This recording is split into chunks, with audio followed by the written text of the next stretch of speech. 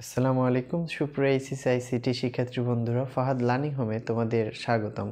আজকে তোমাদের টপিক হচ্ছে ডেসিমাল টু হেক্সাডেসিমালে কিভাবে কনভার্ট করতে হয় সেটা। তো দেখা যাক, চলো হোয়াইট বোর্ডে আমরা এখানে একটা নাম্বার নিব। এটা হচ্ছে কত, অর্থাৎ আমাদের ডেসিমাল থেকে হেক্সাডেসিমালে যাওয়ার যে নিয়মটা সেটা কিভাবে হবে।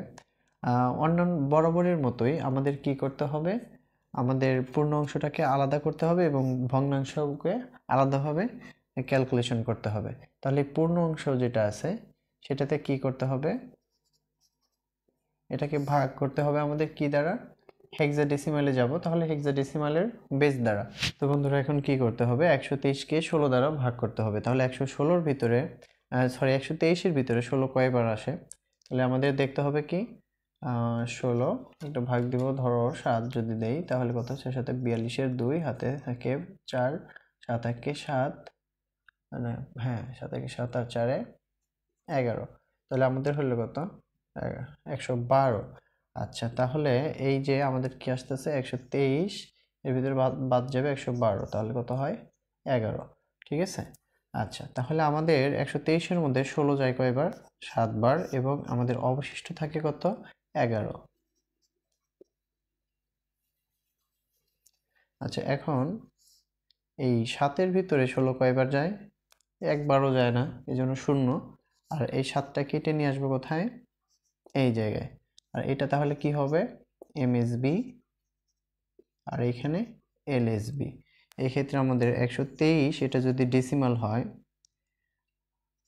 675, তাহলে এটার ইকুইভ্যালেন্ট যে হেক্সাডেসিমাল ভ্যালুটা আছে সেটা কত হবে, আমাদের এটা হবে 123-এর জন্য 7, আর এখানে আছে কত 11। এখন এই 11 না লিখে, এটা কিন্তু আমাদের একটা সংখ্যা, ঠিক আছে। এই যে এখানে 11 না লিখে আমরা কত কত লিখবো এখানে, আমরা জানি আমরা হেক্সাডেসিমালে 16টা ডিজিট আছে, সেগুলা কি কি, 0 1 2 3 4 5 6 7 8 9, এখানে আছে কয়টা, এখানে আছে 10টা ডিজিট।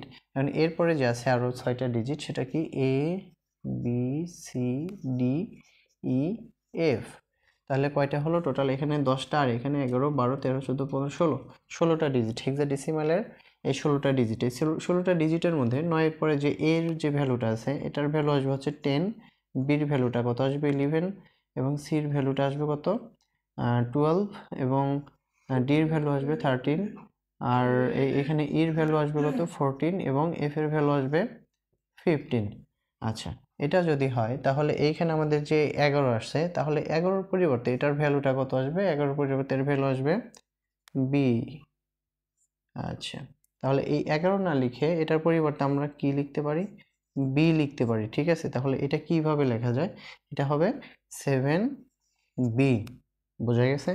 অর্থাৎ আমাদের 123, এইটার 123 যদি ডেসিমালে হয় তাহলে এইটার সমতুল্য আমাদের হেক্সাডেসিমালের সংখ্যা কত দাঁড়াবে 7বি, ঠিক আছে। বির ভ্যালু হচ্ছে 11, বোঝা গেছে, আশা করি বুঝতে পেরেছো। তো এরপরে আছে দশমিক। এখন দশমিকের পরে যে কাজগুলো, অর্থাৎ 675 675, তো এটার কাজ কিভাবে করতে হবে, সেই আগের মতোই আমরা ইতিপূর্বে যে করেছি, বাইনারি থেকে ডেসিমাল থেকে বাইনারি অথবা অক্টালের ক্ষেত্রে যেভাবে করেছি ঠিক ওইভাবেই করতে হবে। আমাদের এখানে কত লিখতে হবে 0.675, একে গুণন করতে হবে আমাদের 16 দ্বারা। তাহলে এটা এখানে গুণন করলে আমাদের কত ভ্যালু আসবে, আমাদের আসবে 10 পয়েন্ট কত 8। আচ্ছা, আবার যদি এখানে 16 দ্বারা গুণ করা হয় তাহলে এটার ভ্যালু কত আসবে, আবার 16 দ্বারা গুণ করলে এটার ভ্যালু আসবে 12.8, 12.8, ঠিক আছে। আবার যদি আমরা কি করি 16 দ্বারা গুণ করি তাহলে এটার ভ্যালু কত আসবে, আবার 16 দ্বারা আবার 12 আসবে, হ্যাঁ এটার সেম 8। আচ্ছা, আমরা এ পর্যন্তই নিতে পারি, কারণ হচ্ছে আমাদের যেহেতু দশমিকের পরে কয় ঘর আছে, আমাদের 3 ঘর আছে, এখানে আমরা দশমিকের পরে 3 ঘরের মান পেয়ে গেলাম, তো এ পর্যন্ত নিলেই আমাদের এখানে হয়ে যাচ্ছে। তাহলে এটা কি করতে হবে, আমাদের এটা আসবে হচ্ছে উপর থেকে নিচ পর্যন্ত, সরি এই দিকে, অর্থাৎ এটা আসবে এমএসবি এবং এটা আসবে এলএসবি। তাহলে এটার ভ্যালুটা কত আসতেছে, এটার ভ্যালু আসতেছে আমাদের 10। তো এই ইতিপূর্বে দেখিয়েছিলাম 10 এর ভ্যালু কত, হেক্সাডেসিমালে 10 এর ভ্যালু হচ্ছে এ এবং 12 কার ভ্যালু আসতেছে, সির ভ্যালু আসতেছে হচ্ছে 12, ঠিক আছে। এখানে 12 কার ভ্যালু আসতেছে, সির ভ্যালু আসতেছে, ঠিক আছে। তাহলে আমাদের এইটা যদি আমরা লিখি, অর্থাৎ এই যে এখানে দেখতে পাচ্ছি আমাদের 675, এটার আমাদের 0.675, এটার আমাদের হেক্সাডেসিমালের ভ্যালু আসতেছে কত, আমাদের নর্মাল আসতেছে 10, 12 এবং 12, অর্থাৎ এটা এরকম আসার কথা 10, 12, 12। তো এই জিনিসটাকে হেক্সাডেসিমালের কি করি আমরা, জিনিসটাকে একটু ছোট করে ফেলি। তো এটা ছোট করার জন্য আমাদের কি করতে হবে, এটা ছোট করতে হলে আমাদের যেটা করতে হবে সেটা হচ্ছে এই যে 10 এর যে ভ্যালুটা, এই ভ্যালুটা কমিয়ে ফেলতে হবে। 10 এর ভ্যালু আসতেছে হেক্সাডেসিমালে এ এবং 12 এর যে ভ্যালুটা এটা আসতেছে সি এবং এ 12 এর যে ভ্যালুটা এটা আসতেছে সি। তাহলে এখানে আমরা কি লিখতে পারি, A C C, A C C. হ্যাঁ, তো আশা করি এই ম্যাথমেটিক টার্মটা বুঝতে পেরেছেন। অর্থাৎ এইখানে যদি এরকম হয়, ঠিক আছে, অর্থাৎ এখানে ডেসিমাল ভ্যালু কত আসতেছে, ডেসিমালে 123.675, এটা যদি ডেসিমালে হয়, এটা হেক্সাডেসিমালে এটা কিভাবে করতে হবে, প্রথমে এই যে 123 আছে সেই 123কে ভাগ করতে হবে 16 দ্বারা। তো 16 দ্বারা যদি ভাগ করি আমাদের ভাগফল হচ্ছে কত, 7 এবং ভাগশেষ হচ্ছে 11। তো এখানে ভাগশেষ 11 পরিবর্তে আমরা হেক্সাডেসিমালের ডিজিট কত ব্যবহার করতে পারি, বি ব্যবহার করতে পারি, ঠিক আছে। তাহলে কি বুঝলাম, আমরা 123কে যদি 16 দ্বারা ভাগ করি, হ্যাঁ 123কে 16 দ্বারা ভাগ করলে কি দাঁড়ায়, 123কে 16 দ্বারা ভাগ করলে আমাদের ভাগফল হচ্ছে 7 এবং ভাগশেষ হচ্ছে কত, 11।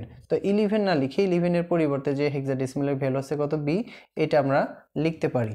এখন এই 7-এর ভিতর আবার 16 দ্বারা ভাগ করতে হবে, কিন্তু 7-এর ভিতর 16 যায় না, তার কারণে এখানে 0 এবং এখানে কি এই 7টা আমরা এখানে লিখছি। হ্যাঁ, লেখার পরে কি করছি আমাদের, তাহলে এটার একটা ভ্যালু আসতেছে কত, এমএসবি অর্থাৎ 7, অর্থাৎ 123 এটা ডেসিমাল ভ্যালুর এটার হেক্সাডেসিমাল ভ্যালু কত আসতেছে আমাদের 7b, অর্থাৎ 711 হওয়ার কথা, কিন্তু তা না হয়ে এখানে কি আসলো, আমাদের 11 পরিবর্তে b আসলো।